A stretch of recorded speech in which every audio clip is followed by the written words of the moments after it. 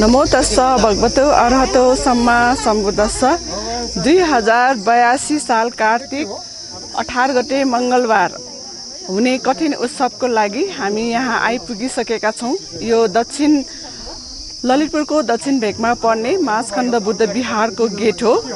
यहाँ आज हामी 17 वटा सानो गाडी र एउटा ठूलो गाडीमा आएका हौं। 7 बजे लगनखेलबाट ठूलो गाडीमा हिँडेका हामी 9 बजेतिर छपेलीमा बसेर जलपान गर्यौं अनि त्यहाँबाट अहिले हामी ललितपुरको दक्षिण भेगमा पर्ने बुद्ध विहारमा आइपुगिसकेका छौं।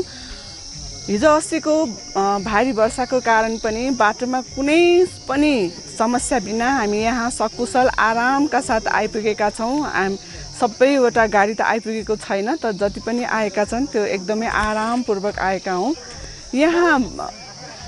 यहाँ यसपालि पनि भिक्षु बोधिज्ञान महाशिविरले वर्षावास बस्नु भएको हो। सोही वर्षावास विनयपूर्वक पूरा गर्नुभएको उपलक्ष्यमा भोलि मंगलबार कठिनदान उत्सव हुँदैछ। उहाँ लगायत भिक्षु चन्द्रज्योति भन्दै पनि यहाँ वर्षावास यसपालि बस्नुभएको हो। बोधिज्ञान भन्तेले 2078 सालमा पनि वर्षावास बस्नु भएर 78, 79 र 80 सालसम्म बस्नुभएको हो। अब हामी माथितिर जाउँ।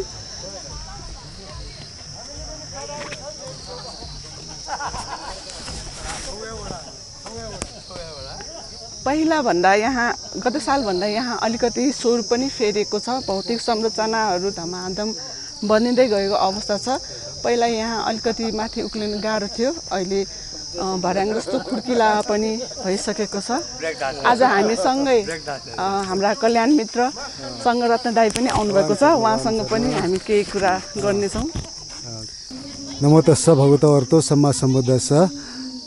सबैभन्दा पहिला उहाँ उसपोल अरहत सम्यक सम्बुद्धलाई सादर वन्दना, सम्पूर्ण भिक्षुगण गुरुमागणहरूलाई वन्दना तथा हाम्रो कल्याण मित्र धर्ममित्रहरू सबैलाई भगवान शरण मैत्री मङ्गल कामना। आज सौभाग्यले फेरि आज पुनः एकपटक माझखण्डमा पाइला टेक्ने आज सौभाग्य पाइयो। यसमा चाहिँ ठुलो हात हाम्रो रविजीको हो। जसो रवि भाइले हामीलाई चाहिँ आराम साथ यहाँ ल्याइदिनु भयो र माझखण्ड चाहिँ आउन मलाई अति नै रहर लाग्छ। तपाईँहरू जस्तो कल्याण मित्रहरू हाम्रो जितेन्द्र भाइसँग पहिला पनि एकचोटि धेरै दिन हामी बसियो रमाइलोसँग। अब आज त झन् तपाईँहरू जोडी नै आउनु भएको छ है। यति सुन्दर ठाउँमा सुन्दर जोडीको साथमा हामी पुनः आज भेट हुन पायौँ। यसको साथै आज यो पवित्र कठिन चिवर दानको आज एक दिन अगाडि अघिल्लो दिन हामी यहाँ आइपुग्न पायौँ। पनि यसपालिको वर्षावासमा योभन्दा पनि सधैँ जसो धेरै जसो वर्षा भइरहने आशा होइन। त्यो वर्षावासको सुरुको महिना 1 महिना म यहीँ बसेँ र वर्षाले अब हुन त ठाउँ ठाउँमा कहिलेकाहीँ अब पहिरो जाने बाटो बिगार्ने गर्छ, तर खासै त्यस्तो खाले पहिरो जाने बाटो बिग्रिहाल्ने खालको त छैन। तैपनि यहाँ डोजर यहाँ स्ट्यान्ड बाई भएको हुनाले पनि र यहाँको समुदायहरूबाट पनि समय समयमा बाटो मर्मत हुने भएको हुनाले खासै त्यस्तो अप्ठ्यारो त छैन।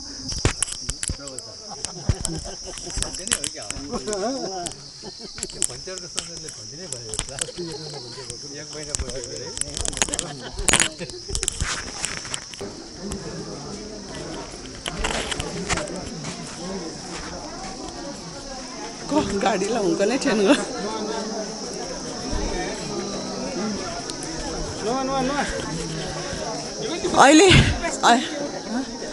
अहिले हामी माझखण्डको बुद्ध विहारको प्राङ्गणमा आइपुगिसकेका छौँ। तपाईँले हेर्न सक्नुहुन्छ यहाँको माहौल एकदमै उत्साहजनक छ। सबै उपासक उपासिकाहरू यहाँ बुद्ध विहारमा आइपुगेको हुनाले एकदमै हर्षित र थकान महसुस पनि नभइकन एकदमै वीर्यवान भएर यताउति गइराख्नु भएको छ। अब साँच्चै नै यसपालिको यो बुद्ध विहारमा स्वरूप पनि फेरेको छ। नयाँ नयाँ बाटोहरू बनिँदैछ र खुड्किला पनि सजिलो भएको अवस्था छ। सबैजना आफ्नो ठाउँमा बसेर एक आपसमा भलाकुसारी गर्दैछन् र भोलिको उत्सवलाई स्वागत गर्नको लागि सबैजना एकदमै उत्साहपूर्वक उभिरहनु भएको छ। अब